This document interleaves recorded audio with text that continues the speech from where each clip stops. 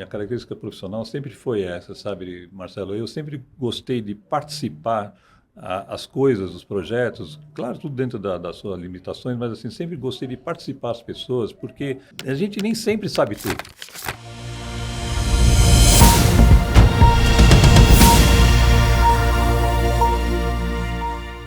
Olá, conselheiros, conselheiras. Sejam todos muito bem-vindos a mais um episódio aqui do nosso podcast Os Conselheiros, indo ao ar às segundas-feiras, às 20 horas, aqui pelo nosso canal no YouTube e também pelo nosso Spotify.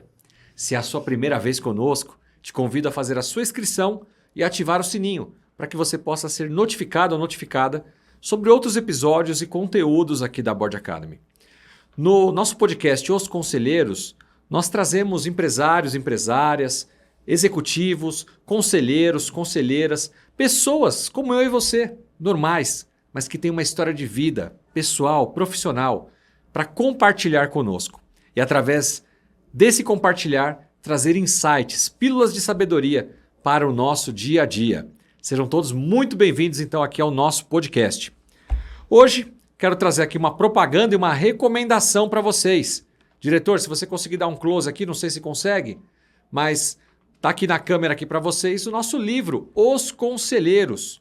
É um livro escrito de conselheiro para conselheiro, de board members, pessoas que estão aqui na Board Academy ou fizeram ou estão fazendo sua formação como conselheiro e conselheira e que deixaram registrado nesse livro a sua história de vida pessoal e profissional. Você encontra o livro Os Conselheiros tanto na Amazon como também aqui no nosso site da Board Academy. Agora, para você que é board member e deseja escrever a sua história, seja um dos coautores do livro Os Conselheiros. Entre em contato conosco, procure pela nossa equipe do suporte, do CS, para ter mais informações de como você pode ou adquirir ou fazer parte do próximo volume aqui, então, do livro Os Conselheiros. Fica a nossa recomendação de hoje para vocês.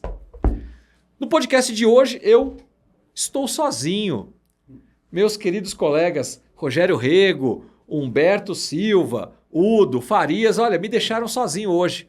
Mas eu não estou sozinho, porque eu tenho um convidado muito especial para falar conosco hoje. Ele, que é um board member, ele que é um conselheiro, mas que antes de ser conselheiro é um empresário da área de engenharia automotiva. Eu estou falando de Renato Favati, com o qual nós vamos conversar nesse dia. Renato, seja muito bem-vindo ao nosso podcast. Olá, Marcelo. Muito obrigado pela oportunidade. Fico muito feliz em poder estar participando aqui. Aliás, me sinto muito à vontade na casa, porque já, além da própria relação, já tem alguns amigos aqui. Isso é muito importante para a nossa vida, né? Para mim é uma honra, um privilégio poder ter você aqui com a gente. Como você bem falou, é um bate-papo entre amigos. Sim, claro. Tem um terceiro amigo ou amiga que está ali atrás daquela câmera, mas que está com a gente. Sinta-se em casa realmente. Quem sabe amanhã é você sentado aqui no nosso lugar, né, tendo essa conversa tão gostosa no nosso podcast. A gente já se conhece um pouco, né, Renato? Sim, verdade. Tenho te acompanhado aí através de um dos nossos programas, que é o Board 360, e para mim tem sido uma honra, um privilégio poder te acompanhar nessa jornada. Mas hoje nós vamos ter a oportunidade também de te apresentar um pouco da história do Renato para o nosso público, né? Antes mesmo de começar então com a primeira pergunta que eu tenho para você, eu queria oficialmente então te passar em mãos o nosso livro Os Conselheiros, um presente da Board Academy para você. Muito obrigado. Espero que as histórias contidas aí de outros tantos colegas conselheiros possam te inspirar também na sua jornada. São inspirações sim, que a gente deve sempre estar atualizando, porque sempre surge alguma coisa nova que a gente nunca viu na nossa vida profissional. É verdade. E as conexões. E as conexões. As conexões são muito importantes. Você que está nos assistindo, já é conselheiro, pretende se tornar conselheiro, fica aqui um insight. A formação, a certificação é fundamental, mas ela é a base, é como o alicerce. Sem isso você não vai para frente. Só que só com isso a sua carreira também fica limitada. Você precisa de alguns pilares para que possa ter êxito então, e sucesso na sua carreira também como conselheiro. Uma delas é a marca pessoal. Você está onde você se coloca, segundo Faria Souza. Quem não é visto, não aparece, não é mesmo? Então, marca pessoal, posicionamento, como nosso querido Ricardo Dal Bosco fala tanto. E o networking, como nosso querido Newton Pedreira também fala. Networking, netweaving. Construir essa relação e mantê-la acesa é o que vai levar vocês a ocupar cargos de conselho. Mas voltando aqui no meu querido Renato. Renato, o povo quer saber, de onde o Renato veio? Onde nasceu, aonde cresceu, primeiros passos na jornada profissional, escolha pela carreira ou pela faculdade inicial, como foi? Conta pra gente um pouco dessa história. Assim, não, é interessante. Eu nasci em São Paulo, nasci na extinta maternidade de São Paulo, lá na Frei Caneca, né? Sou descendente de imigrantes italianos, por lado do meu pai, e descendente de um pouco de portugueses e mineiros do lado da minha mãe, né? E foram duas culturas bem distintas na minha vida, na minha formação como criança, porque meu avô morava no interior, então aquela vida de interior, de cheiro de lenha, né, dos fogões a lenha, aquela coisa toda, ia pescar com eles, né, criança, aprendi a pescar, adoro pescar, varinha de bambu, né, aquelas tralhas que hoje o pessoal usa, coisinha pequena. E, por lado da minha mãe, a família da minha mãe era toda do Rio de Janeiro. Meu avô esteve muito inserido dentro da Marinha, então ele tinha muitos amigos que velejavam, andavam de barco e tal, então ele esteve inserido dentro desse segmento aí, né? E não teve como, eu acabei herdando essas coisas deles, porque quando criança a gente acompanhava os pais e estava sempre ou lado lá no interior, eu estava aqui em São Paulo. Uma época que as famílias se reuniam mais, né? Isso é um fato assim, extremamente importante, que eu lamento muito hoje não poder ter isso mais, porque todos eu estou com quase 70 anos, né, então todos já se foram, né? Mas eu sinto muita saudade disso, porque isso era uma coisa maravilhosa. A gente, naquelas épocas lá, sentava na mesa lá com os italianos, lá, aquela monte de gente comendo, bagunça e tal. Ou vinha para São Paulo, eu adorava que meus avós iam em casa, meus tios, minha Você mãe tinha nasceu ali na Frei Caneca. Ali, isso, mas cresceu aonde? Eu cresci no bairro de Pinheiros. Pinheiros. No finalzinho da Faria Lima. Ainda existe a casinha lá, uma casinha muito simples.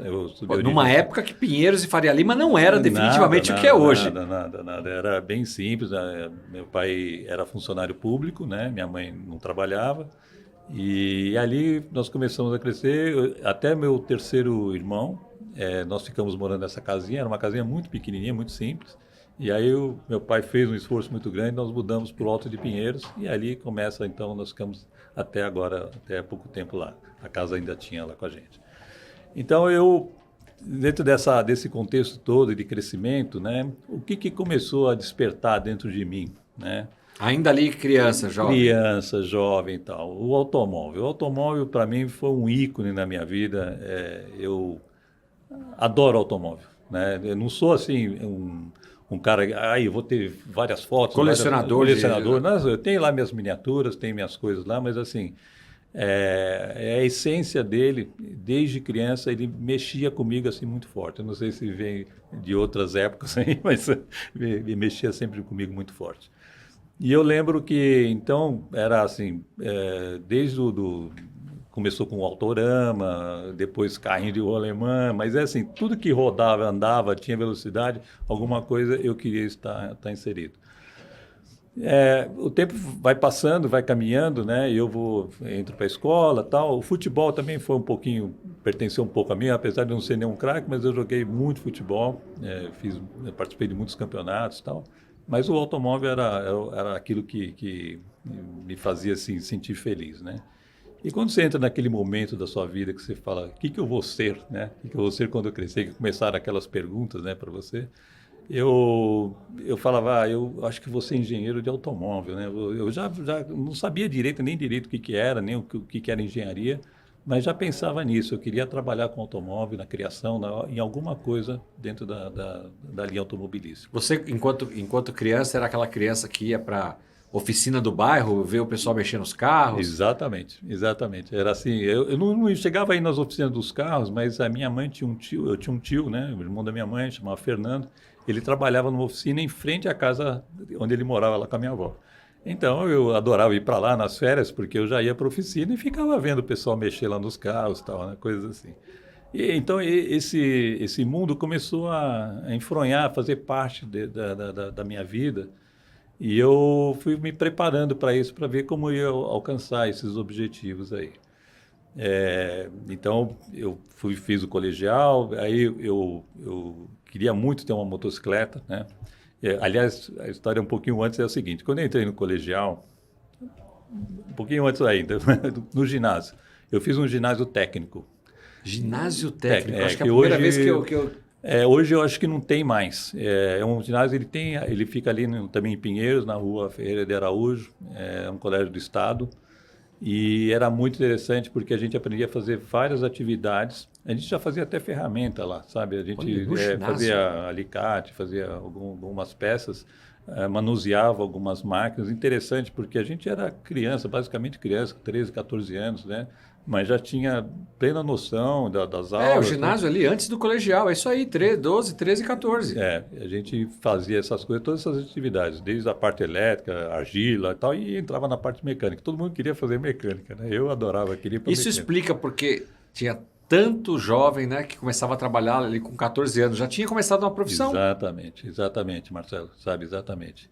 E então aí eu saí do ginásio e fui fazer o colegial no Santa Cruz. E no primeiro dia de aula que eu entrei no Santa Cruz, na hora de ir embora, um amigo, infelizmente já falecido, mas ele me ofereceu, quer uma carona? E ele tinha uma moto, então, 125 na época, mas era... Eu e meus olhos brilhavam assim, né? Eu falei, eu vou pegar carona com ele. E ia andar, eu comecei a pegar carona todo dia. E meu pai começou a ficar preocupado com isso, porque ele falou, eu não quero que você ande de moto, não sei o quê, mas eu não tinha como, né? Não tinha jeito. E eu fui superando isso e acabei, meu pai falou, bom, para evitar, se é para... Espero que nunca aconteça nada, mas se aconteça com você sozinho. E ele me deu que você esteja pilotando e não de passageiro. Exatamente, de passageiro. E aí eu vim, ele me deu uma cinquentinha, que eu fiquei... Foi um dos dias assim, mais felizes para mim, sabe? É uma motocicleta pequenininha e tal, mas foi muito feliz. Foi um dia... Eu fiquei assim muito... Até hoje eu me emociono de pensar nisso. A cinquentinha fez muito sucesso, eu lembro da cinquentinha. E aí, de uma época que não era obrigatório usar capacete, ainda tinha isso. Não, imagina, que capacete que a gente ia para viajar, só assim, quando viajava um pouquinho precisava pôr capacete. Mas eu andava aí, meus amigos tinham motos maiores, né? Mas eu me sentia inserido no grupo e estava tudo bem. E aí fui para o Colégio Santa Cruz, estudei lá, fiz o colegial lá. Foi uma experiência, até alguns dias atrás eu tive com alguns amigos aí, foi uma experiência maravilhosa na escola na época, né? Apesar de ser uma escola que era só masculina naquele momento. Hoje já é mista, tudo, mas assim, eu aprendi muita coisa, foi o primeiro momento de defrontar com a liberdade, porque assim, no ginásio a gente ficava preso lá, né? Você não podia sair para matar uma aula, você tinha que pular muro, né? Não podia deixar o bedel te ver nem nada, mas lá no Santa Cruz era totalmente livre, você assistia a aula se queria ou não, enfim, né? Tua performance ia depender só de você. E eu acabei me repetindo de ano, porque eu não estava acostumado com isso. Mas aprendi, foi um aprendizado que me valeu muito no próprio vestibular depois. Aí, então, no colegial, eu já comecei a ter... Meu pai me ajudou, fui dando umas motos um pouco melhores. Então, eu ficava alucinado com o negócio de motocicleta, aquela coisa da mecânica. Eu desmontava minhas motocicletas e montava assim... como, sei lá, um Lego aí, qualquer coisa. Eu adorava fazer aquilo, mexia, pintava, arrumava, tal.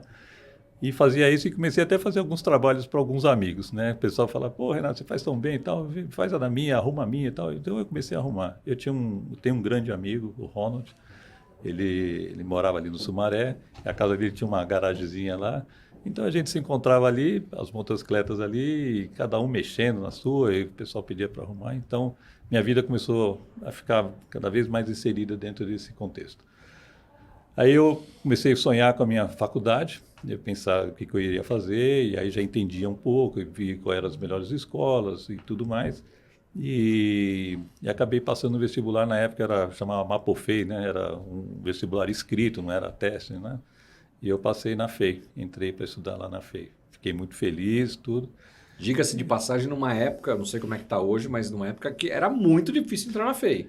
Era muito difícil entrar, acho que ainda é, né? Difícil sair. Tem essa fama também. O pessoal que está me assistindo, que é engenheiro aí, sabe disso aí bem. Quem estudou na FEI sabe bem isso aí, né? Quem estudou na FEI, coloca aí no comentário, mas quer um lenço? Não vai chorar não, hein? Mas assim, Mas foi muito bom. Eu entrei na faculdade, eu tive um momento, um hiato aí nesse meio, porque exatamente quando eu entrei na faculdade eu perdi esse amigo que foi o primeiro que eu andei de motocicleta com ele, num acidente. E eu fiquei muito No acidente de perdido, moto? assim. Ele no acidente de moto. Eu fiquei Uau. muito perdido, né? E até me sintonizar, eu acho que assim, a gente na época não se preocupa muito com isso, meus pais acho que não tinham tanta cultura com isso, mas era importante ter feito um trabalho com psicólogo, sabe, aquilo foi um baque, assim, foi a primeira perda, né, que eu tive na minha vida, que eu enfrentei, assim, né. Antes mesmo dos seus avós? Antes dos avós, muito antes então, dos avós, realmente... sabe? Foi muito antes, foi em 76, acho que não me engano.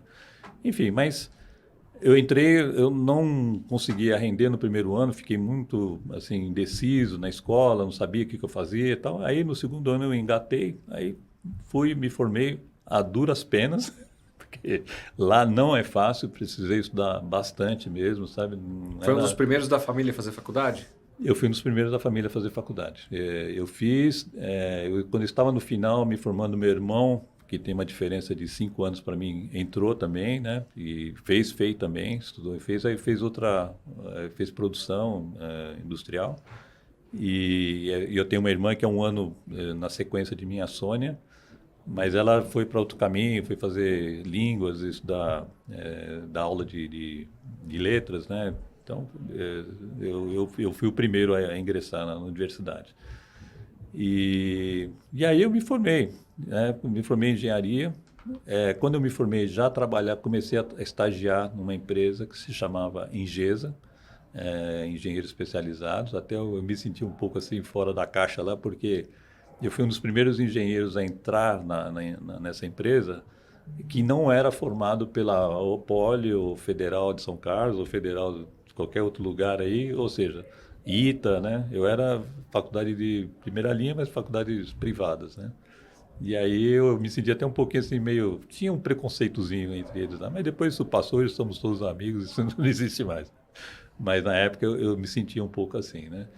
E a Ingesa, ela me deu, fazendo o curso que eu fazia de engenharia mecânica, automobilística, junto com a Engesa, que foi uma empresa que você entrava para exercer engenharia pura, né? Você ia calcular, ia fazer cálculos de projetos, de estruturas dos veículos, teste com os veículos, você desenhava, o cara construía o protótipo, você já saía dali, já ia testar, ver se dava certo, se não dava certo, nem se envolvia com área comercial, nada, era só a questão de a gente fazer um produto mesmo. Uma pergunta aqui, a título realmente de curioso, alguém que não é do mercado, sim, claro. Né? A gente vê no setor automotivo, né, cada vez mais carros diferentes. Uma hora eles são mais quadrados, outra hora eles são mais redondos, ou uma hora eles têm aerofólio, outra não tem. Enfim, e parece que quando um muda, todo mundo parece que vai meio que numa tendência. Eu não sei se tem um que puxa, ou se todos estão no mesmo nível de pesquisa e desenvolvimento que os leva a crer que aquilo lá é o novo modelo que tem que ser lançado. Mas a pergunta é, como que acontece a combinação entre engenharia, que é matemática, custo-benefício e não sei o quê, com...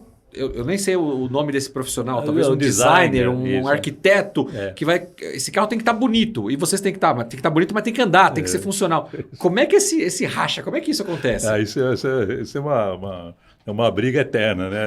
Na construção civil é o arquiteto com o engenheiro civil. Exato. Né? E na indústria automobilística também não deixa de ser diferente, é o engenheiro do projeto do veículo, entre outras partes, contra o designer, né? Porque às vezes o cara quer fazer um carro lá super e... Eu quero um vidro redondo, aí o engenheiro, não, redondo quebra, não aguenta o vento. Tem vários fatores aí que tem que ser analisado e hoje, claro, envolve custo, envolve uma série de coisas.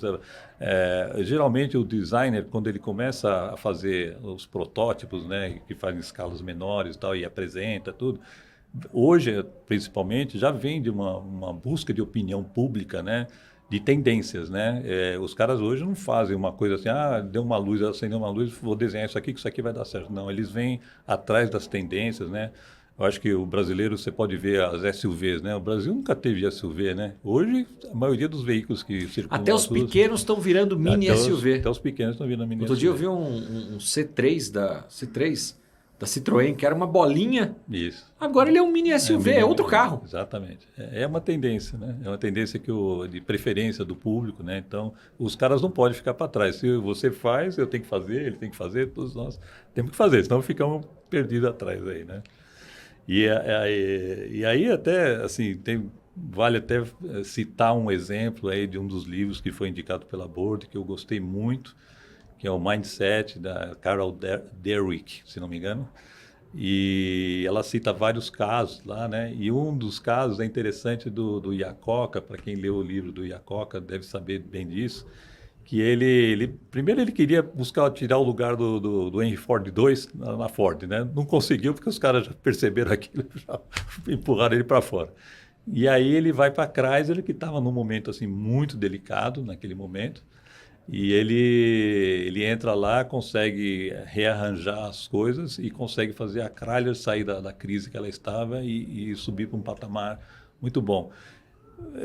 Teve algumas questões aí pessoais, de soberba, uma série de coisas dele mesmo como característica, pela inteligência dele, que acabou, num determinado momento, né, tudo você cresce, mas chega, se você, para continuar a manter crescendo, você tem que estar sempre atento com o mercado, sempre buscando quais as alternativas que eu tenho e tudo mais.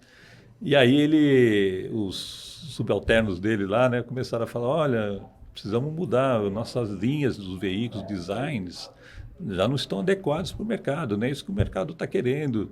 Estão entrando os carros japoneses, tem linhas mais arredondadas, o público está tendo essa preferência por esses veículos, precisamos mudar. E ele falou, vocês não sabem nada, quem sabe aqui, quem manda aqui sou eu que faço o carro.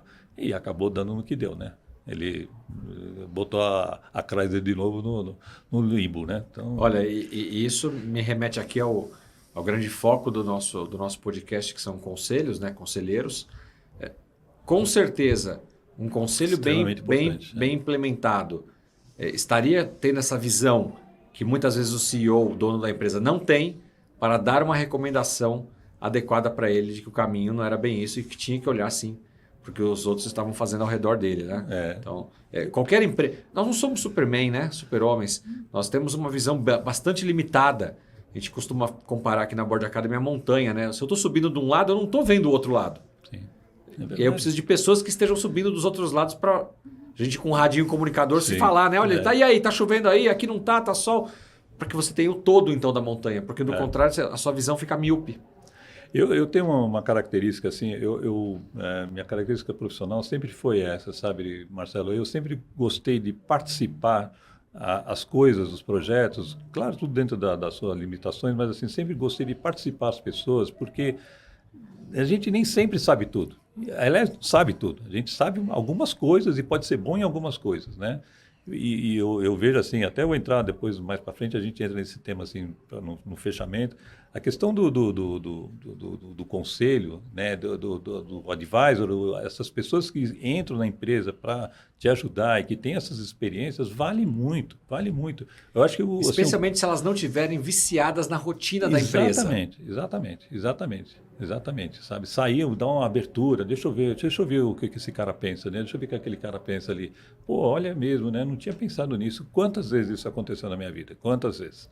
Né? Então, eu sempre procurei, quando eu estava num cargo lá, como CEO lá da Clarion do Brasil aqui, eu falava para os funcionários de baixo, falava, minha porta está aberta. Você não se prenda. Se você achar alguma coisa inovadora aí, pode subir lá, falar para mim, qualquer situação que seja.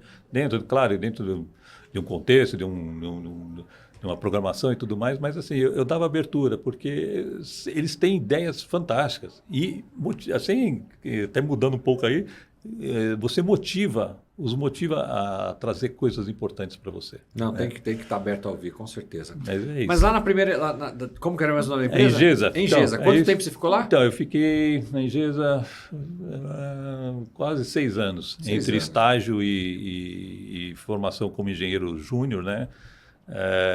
Como eu disse, exercia... Algum projeto de destaque assim que você possa citar? Lá na Engesa, o projeto de destaque foi o Osório, que era um tanque de guerra, falando português assim bem claro, né, bem simples. Era um tanque de guerra que foi desenvolvido lá pelos engenheiros da Engesa. Eu participei de algumas coisas. Um tanque que mais ou menos conceitualmente foi assim, nós fizemos só o corpo dele, só o body, né, o body do carro, né? O chassi dele principal, vamos dizer, falar em palavras mais simples.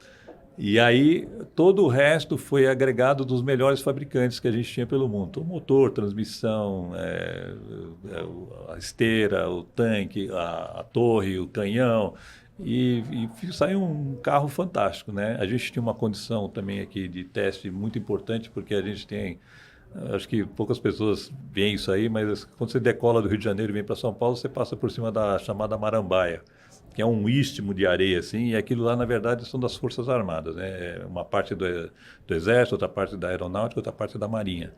E nós, como fazíamos produtos militares, tínhamos permissão para ir lá e fazer os testes e tal. E o mercado nosso era os árabes lá Árabe, Síria, todo mundo lá.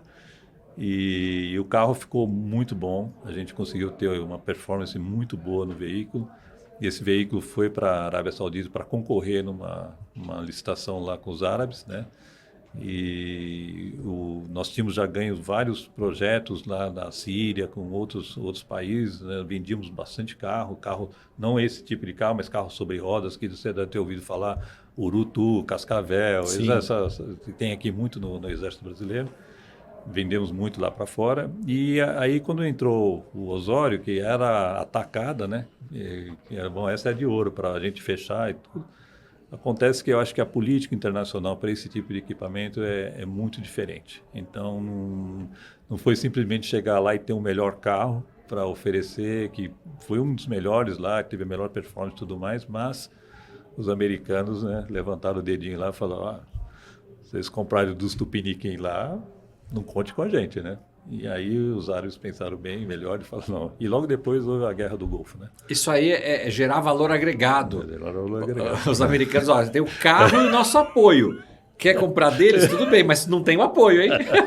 Era mais ou menos isso. É de uma forma muito simplista assim, que eu estou contando isso, né? E aí a empresa tinha apostado todas as fichas no Osório e acabou fechando e entrou em falência, né? Nesse momento eu saí da Engesa, fui para a Anfávia, que é uma associação dos fabricantes de autoveículos, né? Mas eu fui assim mais porque ali eu ia ter uma oportunidade de fazer uma ponte para a montadora, porque todos os CEOs das montadoras se reúnem ali para discutir temas de interesse Seria comum. uma porta de networking violenta. Uma porta de networking, exatamente isso. Uma colega minha, os feianos aí devem conhecer, ela chamava Cristina Maltoni. Ela falou, não, Renato, vem lá para a Anfávia, dali você vai conhecer as pessoas, você tem a oportunidade de ir para outro lugar. E realmente assim aconteceu. Eu trabalhava, tinha que ir de terno e gravata, puta, não era meu mundo, né? Não, cadê as chaves, cadê as coisas, né? É muito interessante isso. Mas eu acabei ficando lá e surgiu a oportunidade de ir para Mercedes-Benz, fazer um projeto muito bacana, que eu gostei muito, que foi desenvolver uns motores dos caminhões que tinham na época para um motor de performance, de competição, porque um dos diretores da Mercedes era filho de um presidente lá nos Estados Unidos, né? VP lá da Alemanha, da Mercedes-Benz AG. E ele tinha uma força política muito forte. E ele gostava muito de barco, essas coisas, né? Então ele falou, não, nós vamos fazer no Brasil. E tinha também uma parceria com uma pessoa que eu já o conhecia de fora, que comercializava motores marítimos para os barcos que tem aí, os iates, tudo, né? E ele queria fazer uma linha, então, para esses barcos com motores Mercedes. E eu fui para lá, foi muito bom, foi um aprendizado assim fantástico em termos de motores, né? Ele me convidou, falou, Renato, porque eu já na época eu corria de kart, né? Fazia algumas corridinhas e tal. E ele falou, você mexe com isso e tal, você não quer, estou precisando achar um cara aí para fazer isso para mim aqui, desenvolver motores de competição, eu não entendo nada disso. O cara é o Ricardo Simões, um cara entende muito de motor, mas não entendia desse tipo de coisa, né? Ele falou, não, Renato, vem trabalhar comigo. Eu fiquei 2, 3 anos lá trabalhando com eles. Valeu até de começar a entender um pouco assim, as políticas dentro das empresas, que eu comecei a trabalhar. Eu fazia o projeto com o pessoal da engenharia, mas tinha que reportar ao board lá de cima, os caras cobrando algumas coisas, né? Mas saiu, ficou o motor, o objetivo final foi alcançado. E quando terminou esse projeto, eu acabei saindo, mas a convite. Basicamente, eu fui convidado para ir para a MAHLE Metal Leve. Mali. MAHLE Metal Leve. Quase trabalhei na Mali. Lá em Então, Mogi. é Mogi Guaçu. Mogi Guaçu? Mogi Guaçu, é. Hoje ela tá em Jundiaí. A MAHLE Metal Leve. Tem alguma unidade ali perto de Indaiatuba? E tem uma unidade lá perto de Indaiatuba, sim. Mas assim, a engenharia, o centro dela mesmo está hoje em Jundiaí. Era antigamente ali na Ponte Socorro. Não sei se você lembra disso aí. Bem na Ponte Socorro lá. Hoje tinha uma concessionária da Renault e tudo. Sei onde é. Era ali. Eu jogava bola por ali.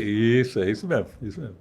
E aí eu fui a convite trabalhar na MAHLE Metal Leve para gerenciar um laboratório de motores, porque quando nós estávamos fazendo os testes desses motores de alta performance, os dinamômetros que a Mercedes tem, que é para você medir a potência e tal, não tinham potência suficiente para frear o motor, ou seja, para indicar que potência a gente estava conseguindo.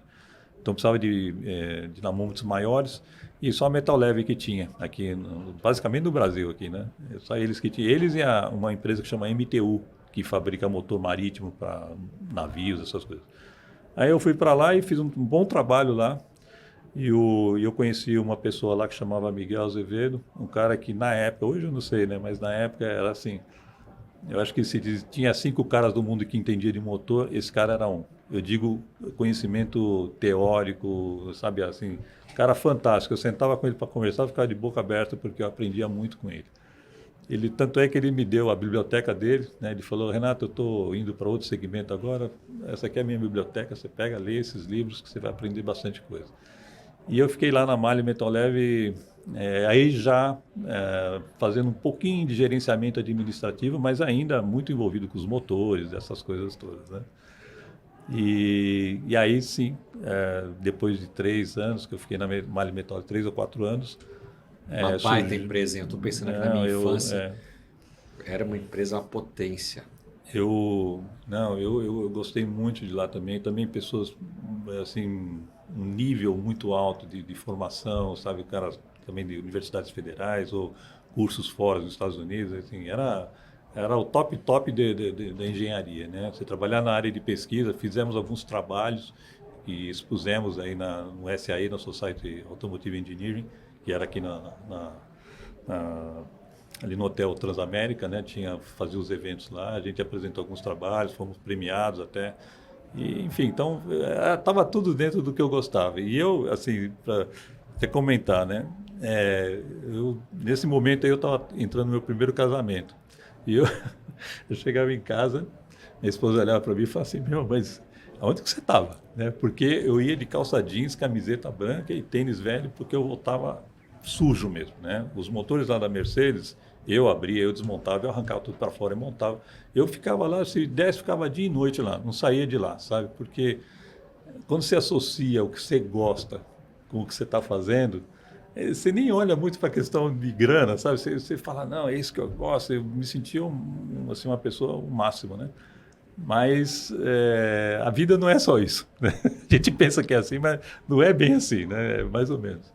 Então eu fui para a Metal Leve, aí acabei saindo de lá, e aí eu tinha certeza que eu ia me encaixar de novo, porque eu tinha já um bom currículo, achava que era jovem, então ainda falei: já arrumo outro trabalho, né?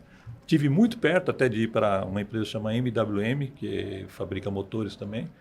Tinha um diretor que era amigo meu, ele falou: não, você vai vir para cá e tal. Mas acabou tendo uma crise no mercado automobilístico na época, isso foi 94, 93, 95, por aí. E acabou não dando certo de eu entrar lá. E aí eu comecei a encontrar as dificuldades para conseguir um novo trabalho. Porque até então, eu vinha vindo assim, entrando de um lugar e saindo para outro, meio a convite, né? Não ia lá pesquisar, não, então vem trabalhar comigo, vem trabalhar comigo. E eu fiquei assim preocupado, porque eu via que a formação que eu tinha não era suficiente para ingressar no mercado de trabalho novamente, né? Porque falei: e agora, o que eu vou fazer? E eu não me via fazendo outra coisa, eu queria era aquilo, né? A questão dos automóveis tá inserido no meio. Bom, Alguém falou para mim assim, olha, é da própria empresa, um amigo que eu tinha, ele falou, Renato, vamos fazer um MBA, tem um MBA. Aí estava começando os MBAs, né? Era em inglês, eu nem falava ainda muito bem inglês, assim. Época da BSP. Eu acho que era BSP, eu não Business lembro de... School. Isso mesmo, BSP. Business School, alguma coisa, eu não lembro. Não sei se era de São Paulo. Foi muito famosa nessa época. E eu estive lá, mas eu acabei, assim, era muito caro, era caríssimo o curso, né? Eu não tinha condições de fazer. Aí surgiu uma oportunidade de eu fazer na USP. Fiz um acordo lá com eles lá, eles me permitiram fazer e eu fui fazer. Falei, pô, o que eu vou fazer? Vou fazer em vendas, né, em marketing. Eu acho que isso aí é melhor, né? Mas eu não me via, eu falei, vou lá, então, mas... Bom, começou o MBA e eu buscando trabalho ao mesmo tempo, né, e fazendo o MBA, mas eu comecei a descobrir dentro de mim uma nova habilidade, que era assim, quando você começa a falar de comércio, de vendas, de projetos, planejamento, e aquilo começou a mexer comigo, né, eu comecei a ver um novo mundo pela frente, e eu acho que isso é muito importante, né, por isso que a gente não deve ficar dentro de um ovo só, sabe? A gente tem que, sabe, dar abertura, porque às vezes surgem coisas novas que você nunca imaginou que você ia... Eu trabalhei nesse setor, só vou trabalhar nesse setor, só sei fazer... Exatamente. Sabe, e se esse setor acaba? Pois é. E ele se modifica, que é o que está acontecendo, e foi o que né? aconteceu. As profissões mudam, os setores mudam, empresas que eram top 5, top 10 no Brasil há 20 anos atrás, talvez hoje nem existam mais, foram compradas, derreteram. E aí eu tive uma oportunidade essa pessoa, esse Miguel Azevedo, que era na Malha Metal, ele também já não trabalhava mais, ele falou, Renato, vamos montar uma... O que você tem na sua cabeça? Eu falei, eu tenho tanta coisa, né? Ele falou, eu também tenho. Vamos montar uma parceria e vamos oferecer para a indústria esse serviço, porque os caras não têm como fazer isso lá dentro, muitas coisas. Eu falei, legal, vamos nessa. E começamos a fazer. E logo no primeiro cliente que eu fui visitar, que era para construir uma fábrica em Limeira de catalisadores, o rapaz que eu estava conversando para ver o projeto, ele me convidou e falou assim, eu estou com um mexicano aqui, ele me pediu para encontrar um engenheiro da área automobilística, porque eles ganharam um projeto importante com o fornecimento de rádios para a Volkswagen e preciso achar um cara aí, você não quer fazer entrevista com ele? Ele é mexicano. Eu falei, de rádio, velho, eu só entendo apertar o botão lá, liga ao 9 olha lá, né? Ele falou, não, mas conversa com ele. E isso foi um divisor de águas na minha vida, sabe, Marcelo? Porque a entrevista eu fiz a entrevista com ele, expliquei e falei, olha, minha formação é essa, eu faço isso, isso, isso. Não tem nada a ver com a área. Ele falou, não, Renato, o que eu quero de você, que como você tem penetração nas montadoras, a gente tinha por causa da Metal Lab e tal, eu falo, eu quero que você faça esse mesmo trabalho, só que agora com outro tipo de produto. Eu falei, isso você pode contar comigo. Eu tenho capacidade de realizar. E aí, minha vida começou a mudar, né? Não vou entrar aqui em muitos detalhes, aconteceram muitas coisas nesse meio, mas assim, começou a mudar no sentido conceitual, né? Aquilo que eu gostava tanto lá do automóvel, eu comecei a entrar num campo de comercial, de business mesmo, né? Mas ainda inserido dentro da área automotiva, né? Isso foi bacana. O que era interessante, porque você passou a ser um homem de negócios, falando de um produto que você dominava. Dominava, exatamente. O rádio em si, não, né? Mas assim... o setor, sim. O setor a gente conhecia e comecei a aprender também muitas coisas lá com eles, né? E aí eu fiquei 3 anos num primeiro momento aí com esse pessoal aqui de São Paulo. E a empresa Clarion, era assim, a história é o seguinte, a Clarion é japonesa, é uma multinacional japonesa, tinha algumas fábricas pelo mundo, acho que eram 6 ou 8 fábricas no mundo, e uns 20 e tantos escritórios de comércio, né, de sales office, que eles chamam. E uma das fábricas era no México. E essa fábrica do México, ela foi montada por um empreendedor, que ele pediu a licença para o Japão da fábrica, montou a fábrica lá no México, sob licença da Clarion do Japão. Ele usava a tecnologia da Clarion do Japão, mas a administração, todo equipamento foi bancado por ele. E ele então montou essa empresa, ele tinha outros negócios, fazia várias outras coisas, e ele entrou então nesse segmento e eles ganharam um negócio com a Volkswagen de fornecimento desses rádios aqui no Brasil. E aí eu fui contratado justamente para fazer essa ponte entre Brasil e o México lá com todos os projetos. A Volkswagen exigia que fizesse uma fábrica aqui no Brasil, a gente começou até a planejar a fábrica, chegamos a fazer, escolher o lugar e tudo mais, mas acabou não andando porque, como toda montadora, né, isso aí é a conversa assim, a montadora fala para você assim, eu vou comprar, o negócio é assim, vou comprar, sei lá, 100 mil rádios seus, né? Tá bom, pô, que bacana, legal, fecha, assina o contrato e tal. Aí, eu no primeiro dia que eu fui lá conversar com o comprador, o cara falou assim para mim, eu encontrei o cara no toalete, aí conversando, eu vim falar com o fulano, sou eu, legal, tal, então tenho reunião com você agora aí sobre o projeto lá dos rádios, tal, não sei o quê, né? 100 mil, né? Rádio pra caramba. Ele falou, quanto? Eu falei, o que eu sei é 100 mil rádios, né, pelo contrato. Ele falou, não, se for uns 20 mil aí, você levanta a mão pro céu. Então já começou, eu falei, no primeiro dia já começou a andar para trás, né? Mas é isso mesmo, né? E acabou que nós fizemos a fábrica lá em Pindamonhangaba, mas foi um investimento altíssimo e a fábrica nunca produziu nada, sabe? Nossa. Ficou o negócio lá, foi muito sério isso aí, né? São coisas da montadora. A montadora fala, não deu, o mercado mudou e a gente ficou chupando o dedo lá. O mexicano ficou bravo, viu? O mexicano que investiu lá ficou bravo. Mas enfim, passado um tempo, o head office lá no Japão comprou a fábrica do México e falou, não, eu não quero mais ter o empreendedor parceiro, eu quero que ela seja minha. Mandou um pessoal lá do Japão para cá e a pessoa que havia me contratado, o Joaquim Lose, ele era mexicano, ele falou, Renato, os japoneses compraram a Clarion, tem um negócio importante com a Honda, que foi negociado lá no Japão, e o Brasil vai ser vai ter um fornecimento e vai ser via Clarion. Então, só que nós temos que montar uma estrutura, então eu quero que você me ajude a montar toda a estrutura. Então eu comecei do zero, desde procurar um lugar, até chegar no momento final de me tornar um CEO lá dentro da empresa e tudo mais. Então, assim, trajetória profissional foi mais ou menos essa, mas em termos assim, quando eu entrei na Clarion, a gente, pela board, né, a gente começa, nas aulas de mentoria, o que eu lembrava, né, bastante. Faz um flashback, Faz um flashback de muitas coisas, porque você fala assim, por exemplo, na aula do Medina, lá de comunicação, né? Medina? Não, É Medina. Poxa, era um problema sério essa questão da comunicação dentro da empresa e dentro das outras empresas que eu via, que eu conversava com o pessoal, né? Eu falava, poxa, vocês não se comunicam, vocês não se falam, né? Então, vários conceitos que a gente vê hoje aqui dentro do curso, a gente começou a perceber que você vai fazendo, né, um não tem novidade. Não tem novidade. O Farias usa uma frase que é assim, não existem novos erros, existem novas pessoas cometendo os mesmos erros. Os mesmos erros, exatamente. Né? E eu fiz essa revisão, né? E por isso que eu disse, pena que foi um pouco tardia a mudança aqui para fazer a board nesse momento, porque isso dá uma reciclada assim, profissional em você tão importante, muito importante, que eu acho que a gente deveria... se puder, todas as pessoas que eu encontro, que eu posso falar, eu sempre indico, né, que no mínimo é o que você falou uma vez, né, fazer essa reciclagem, não importa se você vai trabalhar com isso ou não, né.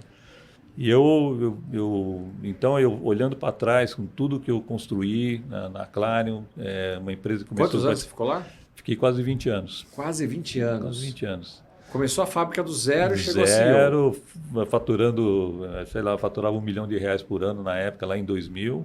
E chegamos no final, quando eu saí, nós estávamos aí beirando os 100 e poucos milhões aí de faturamento, né? Tivemos, assim, isso muito, não é, né? Assim, muito do aprendizado que eu tive em trabalhar em área comercial, porque tinha que desenvolver muitos negócios. Tive boas parcerias, sabe? A Mitsubishi foi uma empresa que foi muito parceira nossa, nos ajudou muito. Eu sempre falo quando eu encontro com um dos donos lá, eu agradeço ele porque foi assim muito importante para tudo, né? Para a empresa dele, porque a gente ajudou eles com o produto que a gente tinha, para a nossa empresa, empregamos tanta gente e fizemos tantas coisas acontecerem. Se destacamos internacionalmente porque a empresa se tornou uma das que tinha um determinado produto lá que a gente era uma das que mais vendia no mundo, né? E o pessoal não fala, mas como? O Brasil? Nós aqui, os tupiniquins, estamos fazendo acontecer. Então, isso foi muito bom, foi muito bacana.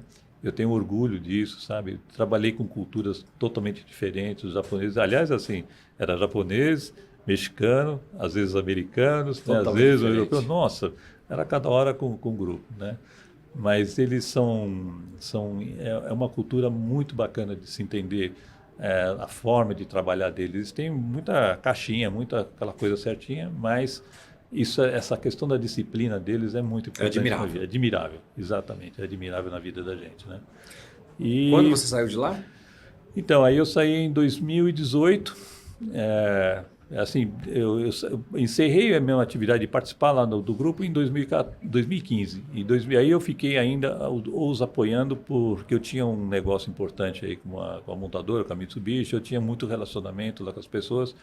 Então, meu ex-chefe foi para mim e falou, ajuda como um consultor, um comercial, alguma coisa assim, para manter o negócio, que esse negócio é muito importante para nós. Não sei o que. Não tem problema. E fiquei até 2018 fazendo isso aí. Aí depois houve uma mudança de fornecedor, nós acabamos saindo em definitivo e a vida encerrou. E eu aí nesse meio tempo, né, eu esqueci, eu acho que o mais importante disso tudo, né, que as pessoas que a gente pode passar, né. Acho que é muito importante isso. Eu tinha adquirido um status bom de vida, financeiro, comercial, né? Vivia muito bem, tinha minha casa, tinha meu carro, barco, motocicleta, tinha tudo e tinha direito, né? Veio o primeiro filho e o único, né? Que eu espero. E aí as preocupações começaram a mudar um pouco. E aí, quando eu saí da Clarion, eu tinha uma determinada reserva, eu falei assim, poxa, mas eu preciso fazer alguma coisa, porque senão o bicho vai pegar. O erro de grande parte das pessoas que se aposentam são desligadas e têm um pé de meia. Foi exatamente isso. E eu fiquei preocupado. Deixa eu adivinhar. Você montou alguma coisa numa área que não era a área que você tinha conhecimento. É bem isso mesmo. Anota aí, pessoal, mais um para estatística. Foi exatamente isso.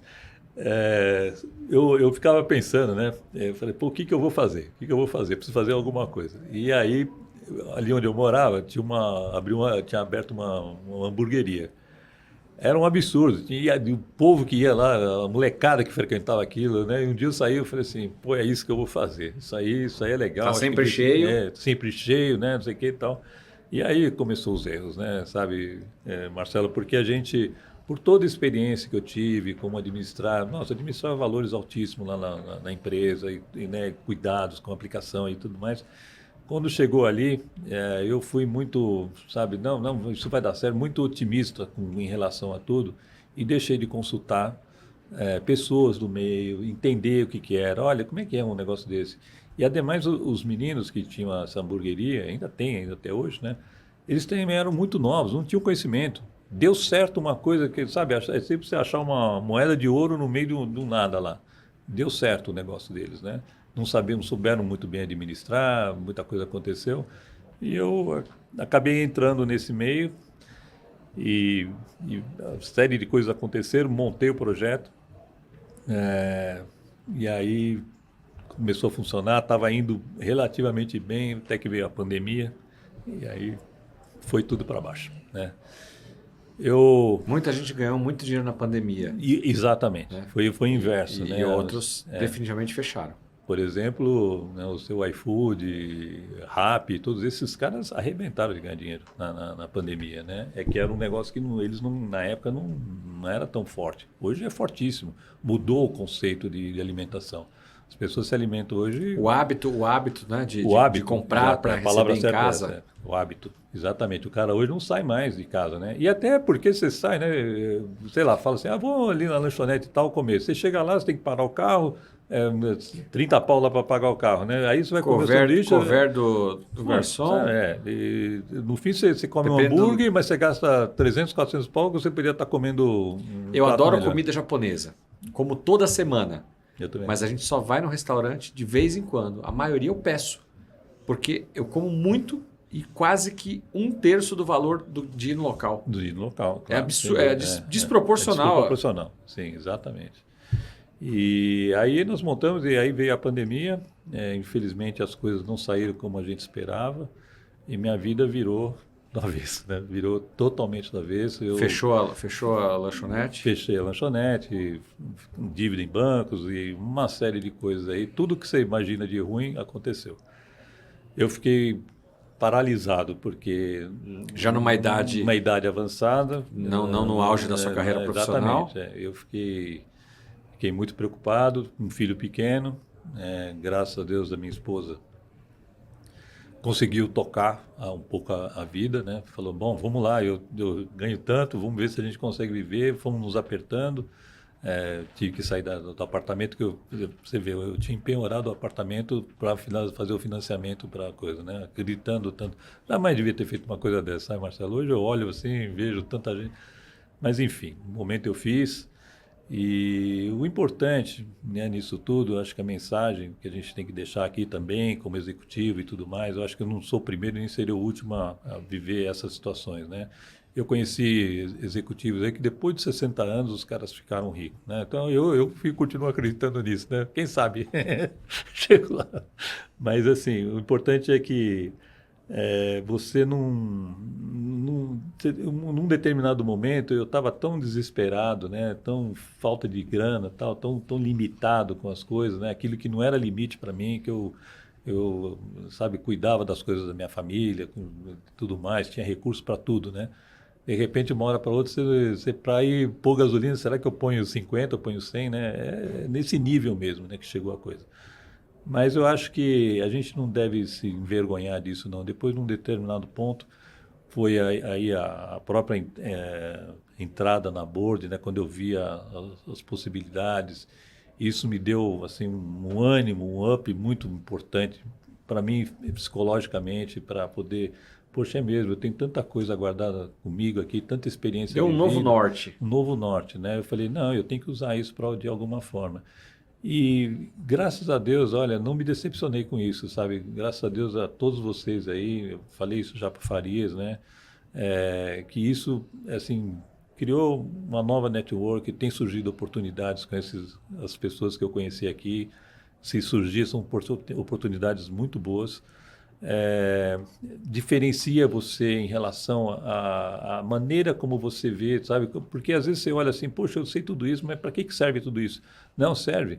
A hora que você vem fazer as mentorias, né, que você vem assistir às aulas e tal, você vê, você fala, poxa vida, mas isso é exatamente, não, nossa, olha, se eu tivesse pensado nisso na época, né, tivesse mudado, eu achava até meio chato, porque eu interagia muito nas aulas, porque eu falava, pô, isso aconteceu comigo, isso era assim. E isso te dá uma reciclada, então, importantíssima, assim, como profissional, abertura, né, de conhecer pessoas que... Eu conheci um rapaz, aí não vou citar o nome dele, mas ele era a mão direita de um baita de um cara aí. E num determinado momento ele saiu, né, falando, agora eu vou fazer voo solo. E deu errado, deu ruim. Entendeu? Ele estava contando isso para mim. E deu ruim, né? Eu falei, bom, então nós vamos se dar a mão aí, mas vamos lá, porque agora como novo como um conselheiro nós vamos conseguir oportunidades boas. Eu costumo escutar no final das nossas turmas de PFCC, que é o Programa de Formação e Certificação de Conselheiros. Nós temos todas as aulas e na última aula a gente abre um espaço ali, obviamente, para depoimentos, comentários, né? Não foi uma, duas ou três vezes, várias vezes, aí nos últimos 2 anos, eu escuto de algumas pessoas, especialmente aposentados, vocês me deram uma nova vida. Eu estava encostado lá no sofá, o mercado já não me queria mais com o executivo, e eu com todo esse conhecimento, bagagem, presidente e ex-presidente de empresa, disso, daquilo, e vocês me rejuvenesceram. Exato, essa é a palavra. Eu acho que rejuvenesce o seu ânimo, seu ímpeto, né, de voltar. Não, vamos voltar para o mercado e vamos atrás e vamos fazer as Cara, coisas uma pessoa com acontecer. 70 anos está no auge do seu conhecimento, da sua experiência. É verdade. Tem muita lenha para queimar, se não tiver nenhuma situação física, né, que o Exato, limite. exato, Mas mentalmente está voando.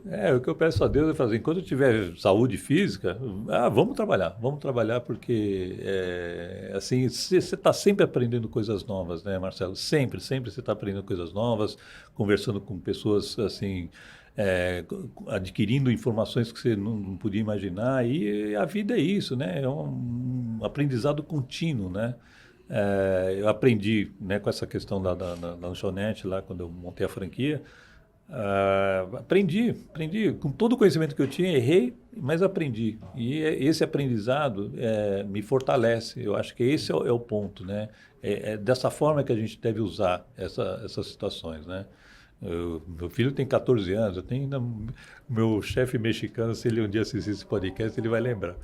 Ele falou para mim, quando eu falei que ia ser pai, eu tinha 55 anos, ele falou... Ele disse assim para mim em espanhol, falou, cabrón, tu tens que trabalhar hasta los 70 anos, né? Eu falei, ué, e já cheguei nos 70 e ainda vou seguir ainda muita coisa pela frente, né? Então, é isso, e assim, espero ter contribuído um pouco aí com vocês, com essas informações, que eu falei, né? São muitas coisas técnicas, né? Como engenheiro, a gente se forma muito nos projetos de automóveis, muita coisa com motores e tudo mais. Mas num determinado momento minha vida mudou para a área comercial e eu, graças a Deus, fui muito bem sucedido, né? Com muita ajuda de algumas pessoas, é claro, nunca fiz nada sozinho, mas como é importante isso. E nesse momento agora que tudo voltou para trás, eu vou começar uma nova subida aí e sei que muitas mãos serão estendidas nesse meio de caminho. Com certeza, com certeza. Só tenho a agradecer por você compartilhar conosco um pouco da sua história. Tenho certeza que essa história vai motivar muitas pessoas que estão nos assistindo aqui, pessoas que talvez já estejam aposentadas, executivos que estão desempregados, né? Ou que até fizeram o que você fez, que o meu pai fez, né? Em algum momento, pegaram todo o seu recurso, decidiram montar algo e que está dando certo, está mais ou menos, não deu certo, já perdeu tudo e agora está com esse grande ponto de interrogação, e agora o que eu faço, né? O mercado de conselheiros não é para todo mundo, não é o único, mas é uma das opções para você atuar no mercado do conhecimento. Seja professor, mentor, consultor, coach, conselheiro. Leve toda essa experiência que vocês têm, essa bagagem, para ajudar outras pessoas. Sejam pessoas físicas como pessoas jurídicas, como é o caso aqui dos conselheiros, né? Nos conselhos, nós conselheiros ajudamos os empresários a perpetuarem os seus negócios, a expandirem os seus negócios, a passarem pelo processo de sucessão. Eu tenho certeza que muitas empresas, também empresários que estão nos assistindo aqui, precisam de alguém com a sua experiência. Eu não tenho dúvida disso. O Renato cabe em todas as empresas? Não, nem o Marcelo. Mas existem as empresas certas que precisam de alguém como o Renato nesse momento. Eu espero que esses empresários possam estar aqui, ou você que está nos assistindo e gostou do Renato, do perfil do Renato, dessa história, e conhece um empresário, quem sabe você não pode ser a ponte que vai fazer essa conexão e ajudar dois colegas, um empresário e um conselheiro. Fica aqui também a nossa recomendação. Renato, caminhando aqui para o nosso final, estamos conversando já há mais de 1 hora quase. Nossa. Uma pergunta para você que não pode faltar aqui no nosso. A gente não combinou, eu acho que você já viu outros episódios aqui na Board Academy, mas uma pergunta que a gente sempre faz é o seguinte: o Renato de hoje, com toda essa experiência, essa maturidade que você traz na sua fala, se tivesse que voltar lá atrás, eu não sei se no momento da saída da empresa para montar a lanchonete, ou mais atrás, lá no momento de juventude mesmo, de definir uma profissão que seria da vida, que conselho você daria? Eu acho que assim, é simples. O conselho que eu daria é aprendizado contínuo. Aprendizado contínuo. Nunca deixe de aprender. Nunca deixe que eu não tenho tempo, porque o meu chefe... Não. Já está bom sim. Exatamente. Encontre um tempo para isso, porque isso te motiva, isso te impulsiona para frente, isso te dá segurança, porque você, num determinado momento, numa discussão de uma nova possibilidade de trabalho, você fala, você pode até recusar. Você fala, não é o que eu quero fazer. E por isso a importância, por isso que eu penso, isso é o que eu digo para o meu filho. Eu falo, filho, não deixe de aprender, leia. Larga desse celular aí, tenta ler, tenta aprender outras coisas, né? Coisas simples, sabe, Marcelo? Não falo nem de... Você vê a pergunta que eu vi brincando aí com ele, aí, né? Dessa questão aí do avião. São coisas simples e é importante isso, porque recicla você internamente. Eu não comentei, mas eu, num determinado momento, né, logo quando eu entrei na faculdade, eu dei aula para a molecada lá do Objetivo.